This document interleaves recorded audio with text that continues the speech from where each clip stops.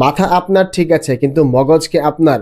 আপনার মাথার মধ্যে যেসব আইডিয়াগুলি ঘুরতেছে সেগুলো কি আপনার, নাকি আপনাকে বলদ বানায় আরেকজন ফায়দা লুটতেছে? কি মনে হয় ফাও পেঁচাল পারতেছি? তাহলে শুনেন, 1929 সালে গোটা আমেরিকার মতো দেশটাকে কিভাবে বলদ বানানো হয়েছিল।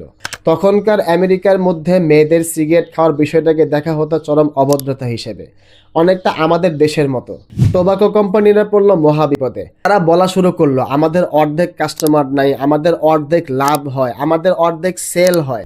তারা গিয়ে ধরলো এক মাস্টার মাইন্ডকে, যার নাম এডওয়ার্ড বার্নেস। এই ব্যাটাইকে জানেন, সাইকোলজির বস ফ্রয়েডের ভাগ্নে।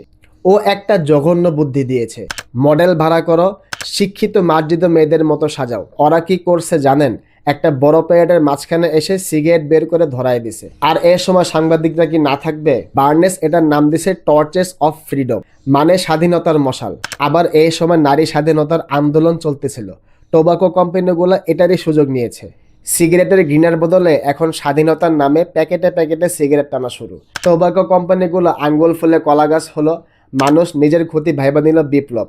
ওই যে বললাম না ভাই, মাথা আপনার কিন্তু মগজ অন্য কারো। যাই হোক ভাই, আপনার ব্রেন এবং পকেটের টাকা নিয়ে কেউ খেলা করতেছে না তো? একটা প্রশ্ন করছি, মগজ কি এখন আপনার কন্ট্রোলে?